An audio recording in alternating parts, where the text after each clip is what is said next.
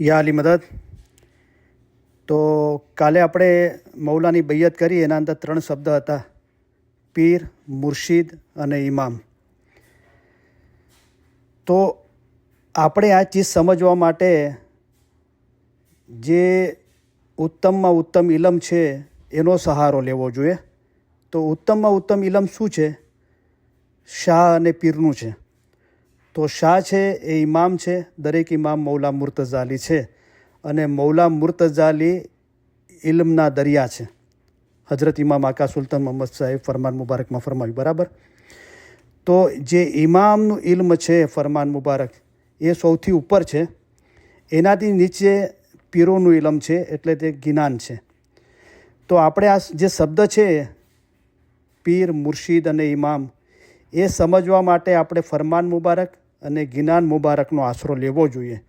અગર એ શબ્દો આપણી કોશિશથી, આપણી અક્કલથી નથી મળતા ફરમાન મુબારક અને જ્ઞાન મુબારકમાં હોવા છતાં, તો પછી આપણે ઇન્ટરનેટ કે ગૂગલનો સહારો લેવો જોઈએ, ડિક્શનરીનો સહારો લેવો જોઈએ.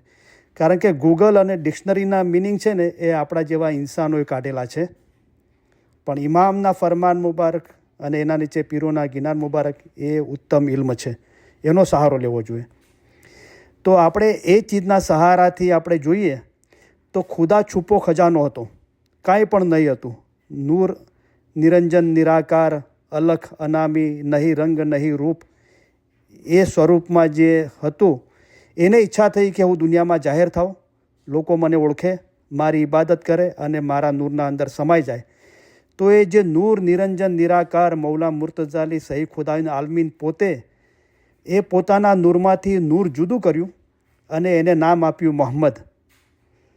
તો જે પૈગંબર અને પીરોનું જે નૂર છે એ પીર છે. જાહેરનું મિનિંગ તો ફારસી લેંગ્વેજના અંદર પીર મોટી ઉંમરના માણસને બી કહેવામાં આવે છે, બુજુર્ગને કહેવામાં આવે છે, અને બીજા જે ઇસ્લામના અંદર સૂફી તરીકાઓ છે એ પોતાના ગુરુને મુર્શિદ અને પીર કહેતા હોય છે. પણ આપણે ઇસ્માઇલીઓ માટે એ મિનિંગ બરાબર નથી. આપણા ઇસ્માઇલીઓ માટે મિનિંગ એ છે કે ખુદાએ પોતાના નૂરમાંથી જે નૂર અલગ કર્યું, અને જે 1,24,000 પૈગંબરના અંદર જે નૂર હતું, એ રસૂલિલ્લાહ છેલ્લા પૈગંબર હતા અને આપણા પહેલાં પીર હતા. અને રસૂલિલ્લાહની આલમાંથી પીરાતન બી ચાલે છે. તો જ્ઞાન મુબારકના અંદર છે એ જી અલી અલ્લાહ જે કોઈ માનશે, તેનો પીર તે નબી મોહમ્મદ અવતાર, જે નબીજીની આલ માહેથી ઉપજશે તે પીર મુસલ્લે સાર. તો પીર છે રસૂલિલ્લાહની આલમાંથી છે, બરાબર. અને અત્યારે ઇમામ બી છે એ અલ હુસૈની છે. રસૂલિલ્લાહની આલ હઝરત બીબી ફાતિમા ખાતુને જન્નત, એમની આલ હઝરત ઇમામ હુસૈન, અને અલ હુસૈની હઝરત ઇમામ હુસૈનની આલમાંથી અત્યારે ઇમામો છે, બરાબર. તો આ પીર શબ્દનો જે ખુલાસો થયો, બરાબર. તો આપણા માટે આ પીર છે, બરાબર. આપણે કોઈ દુનિયાના અંદર બુજુર્ગ કે મોટી ઉંમરના માણસને જે દુનિયાના લોકો પીર કહે છે, એ આપણે એનો અર્થ નથી કાઢતા. આપણા માટે જે ખુદાએ પોતાના નૂરમાંથી નૂર અલગ કર્યું અને જે મોહમ્મદ નામ આપ્યું અને રહેમતુલ આલમીન કરીને દુનિયા પર મોકલ્યા, એમના વંશમાંથી પીરાતન છે, જે હાજર જોમાના ધણી, અત્યારે આપણા 51માં પીર બી છે. તો આ આપણા માટે એનો અર્થ છે. બીજો અર્થ છે ઇમામ.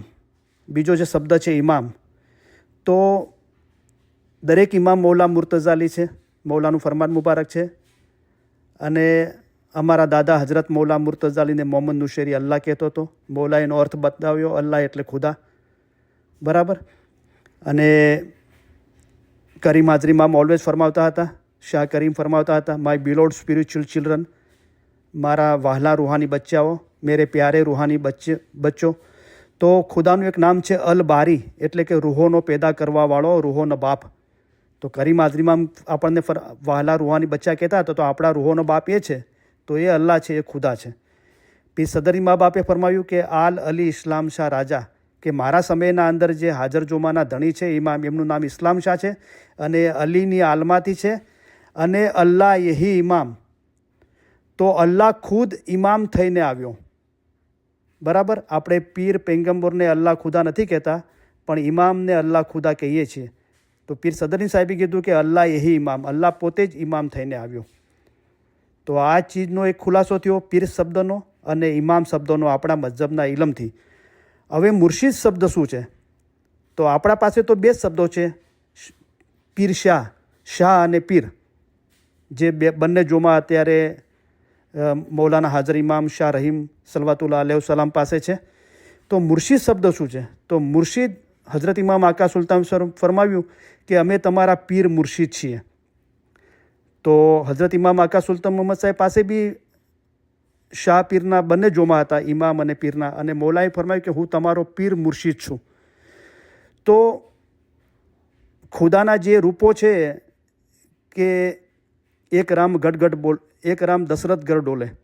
જો રામ ભગવાન જે દશરથ રાજાને ઘરે પેદા થયા હતા જિસ્માની રૂપે, એ મૌલાનું એક સ્વરૂપ છે, જે હાજર ઇમામ શાહ રહીમ સલવાતુલ્લાહ અલૈહિ વસલ્લમ મૌલા અત્યારે લિસ્બનમાં બિરાજમાન છે.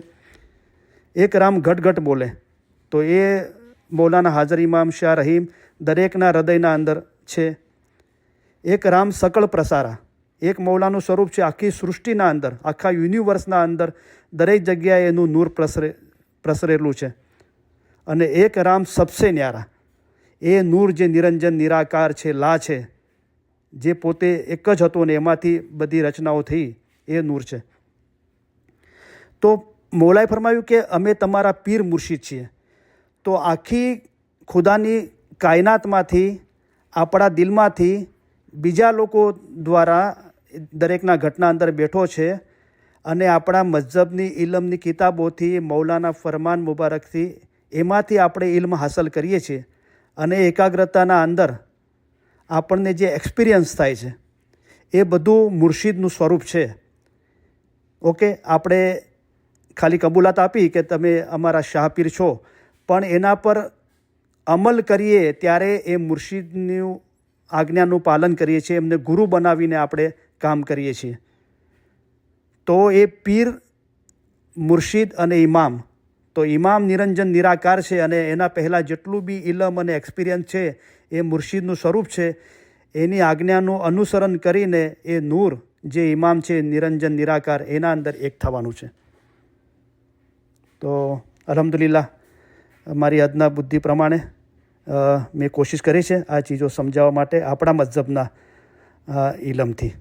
Thank you. મૌલા તમને દરેકને સુખી સલામતને આબાદ રાખે. મૌલા બધાની નેક ઉમેદો પૂરી કરે. મૌલા દરેકના જન્મના અંદર પોતાના નૂરમાં એ કરી દે, ને કુલ રૂહાનીઓને મૌલા અસલ મુબારકમાં વાસલ કરે. Thank you. યાલી મદદ Karim Noor Mohammed Momin, Karim Ilam group, 832-512-4904. Thank you. યાલી મદદ. શુક્ર. અલ્હમ્દુલિલ્લાહ.